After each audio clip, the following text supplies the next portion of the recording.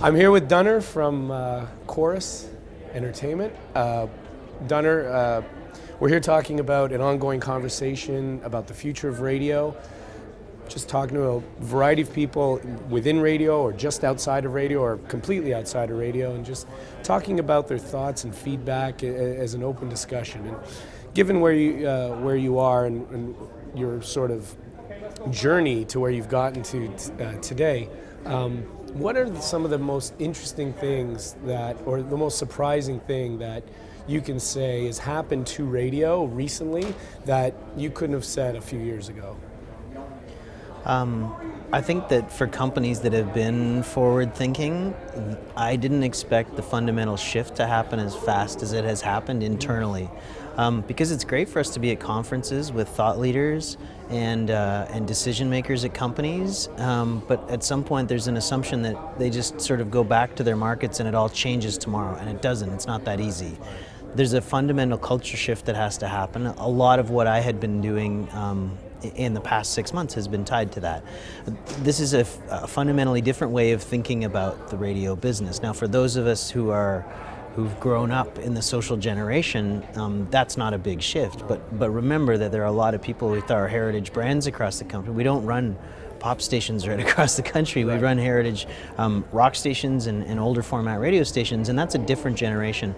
That fundamental shift is absolutely critical for moving forward. Now, it's the same tenets that have driven radio from its outset drive it now. Radio is a conversation medium when done properly. The biggest difference being there was no way to see the other end of that conversation. We talked about water cooler talk when radio's early days because it was the things the DJs happened to be talking about that you would talk about with your friends. Well, guess what? Now you can have that conversation with that personality. For our company, they remain at the fundamental fulcrum of that strategy. We don't have community managers. The most highly paid people and the voices of our brands are the voices of our brands in every other sphere, whether social, mobile, or traditional online. I think that that's been a significant change for us. And the greatest news is that personalities who see the benefit of this see it immediately because they get real-time feedback on things they worked so hard at creating. Now they understand it's the audience that a stand-up comedian has in front of them. It's the rush that they get. You get real-time feedback on whether something's flying or not. That sounds very fundamental as a shift, really, to have that instant feedback. How do you envision using that feedback to create better radio, or to sell better, or to engage the audience better? Like, how do you see that going from A to B to C? Right, so the easiest way, or the easiest iteration to think about, is the fact that I now know things I didn't know 4 years ago. I now know that Corus Radio has almost 70% of the people who connect with it do so on a mobile device. But not only that, I know what mobile devices they use to connect, how long they connect for, what makes them connect more, what makes them connect less.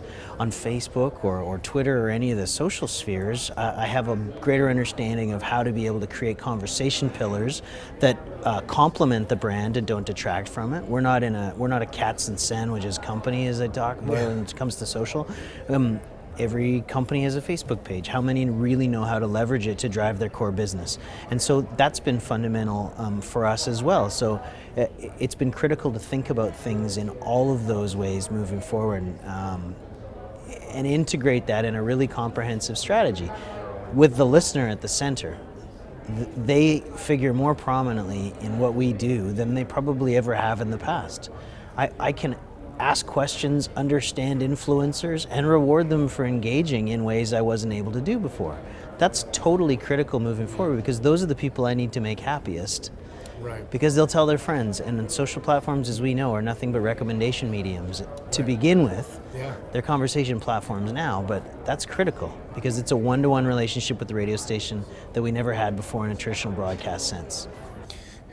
Are radio broadcasters able to become leaders in this new sort of digital space with the audience?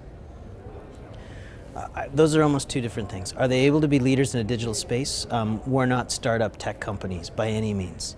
That's good and bad. I suppose. I think that the bigger value is knowing your audience and being able to deliver an audience and delivering them customized experiences. I'm really excited about the very near future, where the ads that I see as a radio listener that come through are not just display oriented, they're experiential, and they're tied solely to my interests. I'd love to know that my favorite radio station understands what I care about and doesn't serve me ads about diapers and household cleaners. So the ads become a further support that the radio station knows and cares about you.